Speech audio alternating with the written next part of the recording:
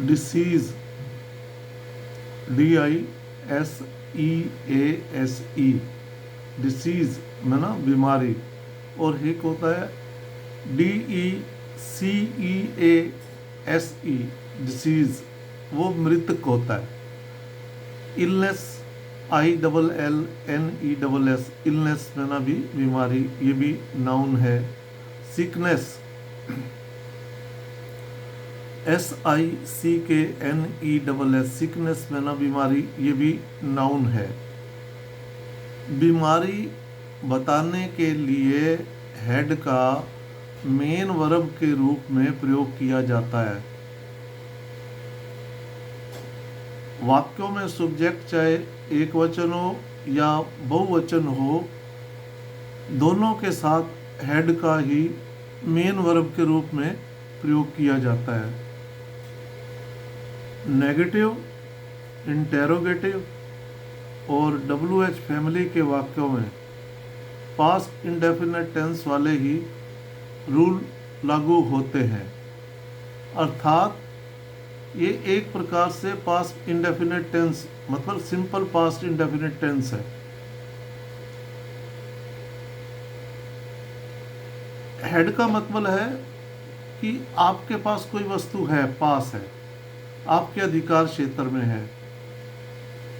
तो बीमारी भी तो आपके शरीर में है, आपके पास है, इसलिए यहाँ हेड का मेन वर्ब के रूप में प्रयोग किया गया है सिंपल पास्ट टेंस में, कि आपको ये बीमारी थी, फला बीमारी थी पास्ट में।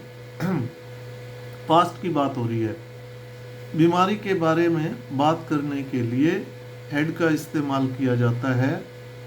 Head is use to talk about illness, मतलब आपको कोई चीज़, आपके शरीर में बीमारी थी, आपके अधिकार क्षेत्र में है, आपके पास है, आपके शरीर में है, भाव ये है हेड का। जैसे तुम्हें कल बुखार था, you had fever yesterday. Yesterday बीता हुआ कल, पास्ट की बात हो गई, तुम्हें कल बुखार था, you had fever yesterday. Head जो है यहाँ पर एज ए पास्ट के रूप में प्रयोग किया गया है।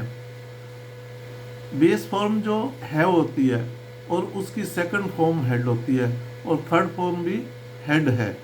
तो यहाँ पर हेड जो है एज ए मेन वर्ब के रूप में प्रयोग किया गया है, लेकिन यहाँ पर कोई एक्शन नहीं हो रहा। ये सिर्फ ये बताया जा रहा है कि आपको ये बीमारी थी। जैसे कोई चीज़ आपके पास है तो आप हेड का प्रयोग करते हैं, उसी प्रकार हेड भी का यहाँ भाव है कि बीमारी आपको है, आपके शरीर में है, आपके पास है कोई भी बीमारी। तुम्हें कल बुखार था, यू हैड फीवर यस्टरडे।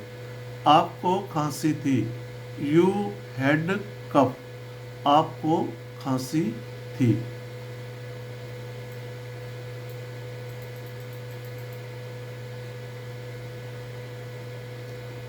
उसे बहुत तेज सर्दी थी, she had a very cold.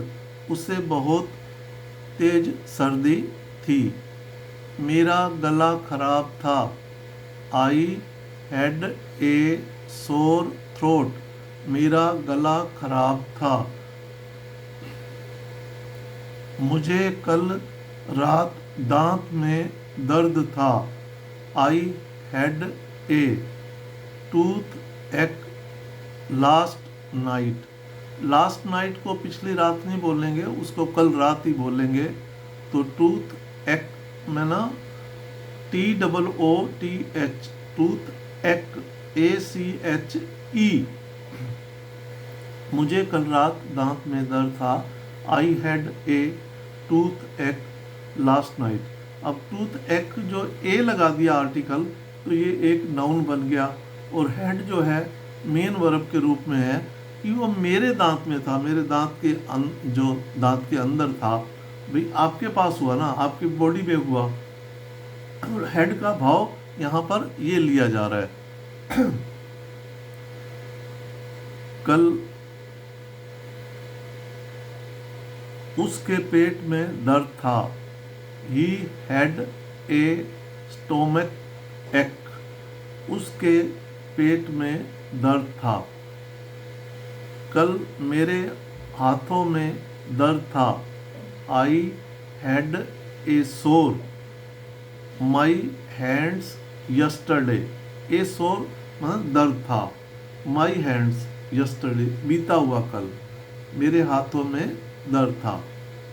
ए सोर मतलब दर्द, अब यहाँ एक एज ए नाउन के रूप में उसका प्रयोग किया गया है। मुझे अस्थमा का दौरा पड़ा था। I had an asthma attack. मुझे अस्थमा का दौरा पड़ा था। अब ये एक क्रिया का काम कर रहा है, मेन वर्ब का हेड। भाई दौरा पड़ा था, अस्थमा का। अटैक जो है ये एन अस्थमा अटैक, ये पूरा एक नाउन के रूप में लिया गया है। अटैक में ना दौरा, अस्थमा जो कि अटैक की विशेषता बता रहा है, भाई अस्थमा का, अस्थमा का दौरा पड़ा। एन जो एक आर्टिकल है, क्योंकि अस्थमा एडजेक्टिव हो गया और अटैक अब यहाँ पर नाउन का रूप लिया हुआ है और ये नाउन की विशेषता बता रहा है। तो बच्चों को बताया जाता है कि जब भी आर्टिकल लगाना हो तो नाउन से पहले लगाते हैं। तो यहाँ पर हम एन जो है अटैक से पहले नहीं लगा सकते, पहले उसका अगर उससे पहले एडजेक्टिव आ रहा है तो एडजेक्टिव से पहले लगाएंगे। ठीक है। I had an asthma attack, मुझे अस्थमा का दौरा पड़ा था। उसे सांस लेने में तकलीफ थी। She had A trouble breathing, उसे सांस लेने में तकलीफ थी। अब जो हेड जो है उसको सांस लेने में एक क्रिया का काम कर रहा है। ए ट्रबल ब्रीथिंग मतलब ब्रीथिंग यहाँ नाउन है और ट्रबल एडजेक्टिव का काम कर रहा है, ए आर्टिकल हो गया, तो उसे सांस लेने में तकलीफ थी।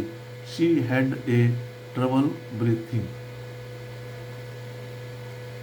उसको बुखार नहीं था। अब यहाँ पर पास्ट इंडेफिनिट टेंस वाला रूल आ गया। अब यहाँ पर हम he did not have a fever, उसको बुखार नहीं था। हम इससे पहले वाली एक्सरसाइज में बता चुके हैं कि किसी वस्तु या व्यक्ति पर अधिकार, पोजेशन, संबंध, रिलेशन, ओनरशिप, मालिकाना हक बताने के लिए हम हेड का प्रयोग करते हैं। सेम वही बीमारी बताने के लिए सेम रूल, भाई वो वहाँ भी हम कह रहे हैं कि कोई चीज़ आपके पास थी और यहाँ बीमारी भी आपके पास है, आपके शरीर में है, तो हेड का भाव यहाँ पर वही लागू हो रहा है। उसको बुखार नहीं था।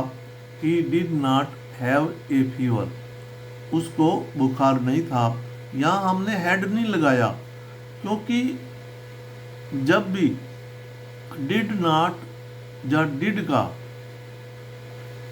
नेगेटिव और इंटेरोगेटिव में प्रयोग करते हैं तो जो मेन वर्ब होती है वो V1 बन जाती है। तो हैव जो है V1 है, बेस फॉर्म है। हेड जो है सेकंड फॉर्म है, क्योंकि पास्ट इंडेफिनिट टेंस में अफर्मेटिव वाक्यों में सेकंड फॉर्म का ही प्रयोग किया जाता है, लेकिन नेगेटिव और इंटेरोगेटिव और WH फैमिलियों में डिड या डिड नॉट का प्रयोग किया जाता है, तो तब मेन वर्ब V1 हो जाती है। तो इसी प्रकार उसी के आधार पर यहाँ पर हम हेड का प्रयोग नहीं करेंगे, डिड नॉट वाले वाक्य में हैव का प्रयोग करेंगे। उसको बुखार नहीं था। He did not have a fever.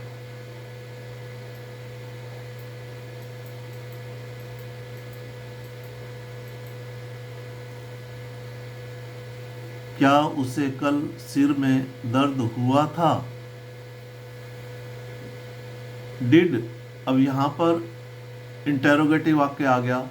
Did she have, अब यहाँ पर हम हैव लगाएंगे, हैड का प्रयोग नहीं करेंगे, ये ध्यान रहे। Did she have a headache yesterday, A headache एक नाउन है और यस्टरडे बीता हुआ कल, क्या उसे कल सिर में दर्द था, पास्ट की बात हो रही है। Did she have a headache yesterday, Rani को जुकाम हो गया था और उसकी कंप्यूटर क्लास छूट गई थी। रानी हैड ए कोल्ड, रानी को जुकाम हो गया था, and she missed the computer class, और उसकी कंप्यूटर क्लास छूट गई थी। ये सारा वाक्य पास्ट की बात बता रहा है, इसलिए हैड का प्रयोग किया गया है, क्योंकि एक तो खास निशानी ये है कि इसके पीछे था आ रहा है, और दूसरे वाक्य के भाव से ही पता लग रहा है कि रानी को जुकाम हो गया था। भाई जुकाम हो गया था तभी तो उसकी क्लास छूट गई थी।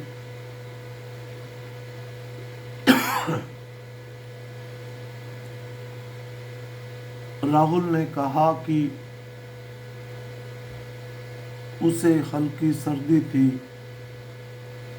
Rahul said that she had a slight cold, slight में ना हल्की, ए, अब कोल्ड जो है सर्दी, यहाँ पर नाउन है और स्लाइट एज ए एडजेक्टिव का प्रयोग कर रहे हैं, तो वो कोल्ड की विशेषता बता रहा है कि उसे हल्की सर्दी थी।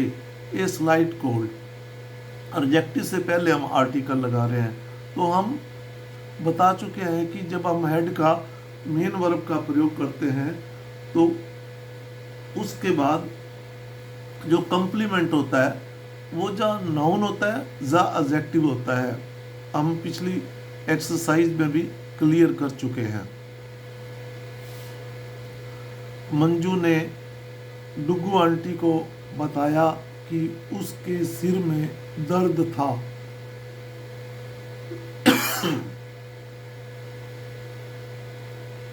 Manju told Dugu auntie that she had a headache.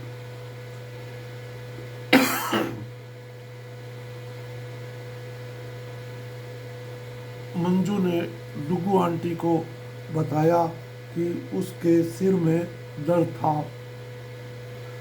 Manju told Dugu aunty that she had a headache. Rani को पिछले हफ्ते बुखार आया था। Rani had fever last week, Rani को पिछले हफ्ते बुखार आया था। उसे कल तेज बुखार नहीं था। She did not have high fever yesterday. अब यहाँ नेगेटिव वाक्य आ गया, तो यहाँ हमने हेड का प्रयोग नहीं किया, हमने हैव का प्रयोग किया। अब जैसे मंजू ने डुगू आंटी को बताया कि उसके सिर में दर्द था। मंजू टोल्ड डुगू आंटी, मंजू ने डुगू आंटी को बताया, पास्ट की बात हो गई, इसलिए यहाँ हमने टोल्ड का प्रयोग किया, पास्ट फॉर्म का प्रयोग किया है कि शी हैड ए हेडेक। यहाँ पर हमने हेड लगाया क्योंकि ये इसमें ये अफर्मेटिव वाक्य है, उसके सिर में दर्द था, तो यहाँ पर हेड का प्रयोग किया। और यहाँ हम कह रहे हैं कि उसे कल तेज बुखार नहीं था। She did not have high fever yesterday, उसे कल तेज बुखार नहीं था, मतलब यस्टरडे बीता हुआ कल, उसे तेज बुखार नहीं था। तो यहाँ हमने मेन वर्ब के रूप में हैव का बेस फॉर्म का प्रयोग किया है। ये हम क्लियर कर दें, जब भी नेगेटिव और इंटेरोगेटिव WH फैमिली के वाक्य बनाएं तो तब हैड का प्रयोग नहीं करेंगे, ओनली हैव का प्रयोग करेंगे। क्योंकि उसे सर्दी थी इसलिए वह स्कूल नहीं गई। Since she had a cold, चूंकि उसे सर्दी थी। Since she had a cold, उसे सर्दी थी। She did not go to school, इसलिए वह स्कूल नहीं गई। यहाँ भी हमने पास्ट इंडेफिनिट टेंस का प्रयोग किया है, डिड नॉट, फिर गो लगाया है। गो जो है वर्ब की फर्स्ट फॉर्म है, यहाँ पर हमने वेंट नहीं लगाया। इसी प्रकार ये हेड वाले वाक्यों में भी जब हम डिड नॉट लगाते हैं तो तब हम हैव V1 का प्रयोग करेंगे। और हेड हमेशा अगर हम मेन वर्ब का प्रयोग कर रहे हैं तो अपने बाद एडजेक्टिव या नाउन लेता है। तो इसी प्रकार since she had a cold, क्योंकि उसे सर्दी थी, यहाँ पर सर्दी एज ए नाउन का प्रयोग किया गया है।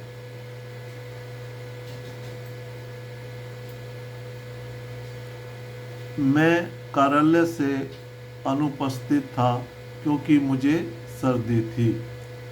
I was absent from the office because I had a cold, क्योंकि मुझे सर्दी थी। I was absent from the office, मैं कार्यालय से अनुपस्थित था क्योंकि मुझे सर्दी थी। Because I had a cold. मुझे सिर में दर्द था और मैंने आज एक दिन की छुट्टी ली। I had a headache and I took the day off today, मैंने आज एक दिन की छुट्टी ली। क्योंकि मुझे सर्दी थी, मैं सामान्य से पहले बिस्तर पर चला गया। Because I had a cold, क्योंकि मुझे सर्दी थी। I went to bed earlier than usual, भाई जो मैं सामान्य एक यूजुअल जाता था सोने के लिए उससे पहले चला गया। अर्लियर में ना पहले, EARLIER, अर्लियर में ना पहले। देन यूजुअल, जो कि मैं जनरल तौर से जब सोता था उससे पहले चला गया।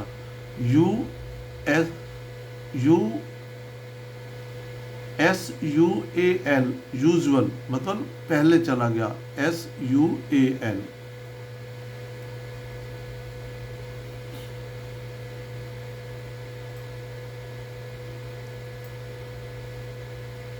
USUAL, usual.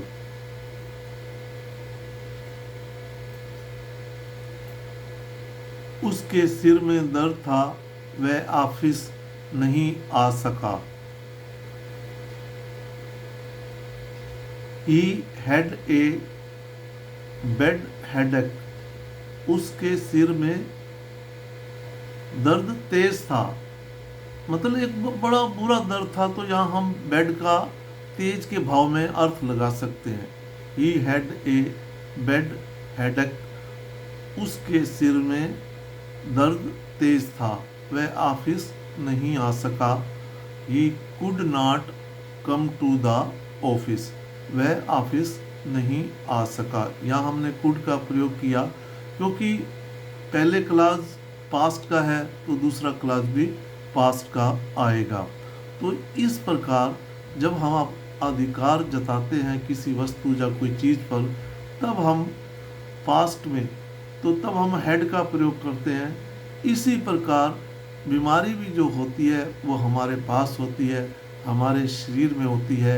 उसी भाव को रखते हुए यहाँ पर बीमारी के लिए हेड का प्रयोग किया गया है कि आपको ये बीमारी थी, जो कि पास्ट को भाव प्रकट करता है।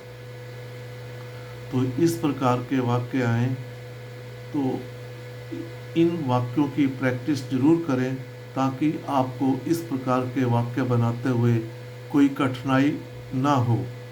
आपसे नम्र निवेदन है, इसमें कोई त्रुटि है तो कमेंट्स करें। और आपसे दूसरा निवेदन ये है कि आप इसे अपने जान पहचान के बालक बालिकाओं जो दूर दराज ग्रामीण इलाकों में रहते हैं किसी कारण वो सुविधा से वंचित रहते हैं, इस प्रकार की, वो बच्चे बहुत ही इंटेलिजेंट होते हैं, शार्प इंटेलेक्ट होते हैं, तेज बुद्धि वाले होते हैं, लेकिन उन सुविधा उनकी रीच से बाहर होती है। तो आप एज ए विद्या दान के रूप में उनको शेयर ज़रूर करें, ताकि वो सुंदर से सुंदर वाक्य बना सके। क्योंकि मैंने एक छोटी सी कोशिश की है इसको हिंदी में बनाने की, और ग्रामीण भाषा में, आम बोलचाल की भाषा में बताया है। तो आप कृपया ज़रूर शेयर करें। जय हिंद।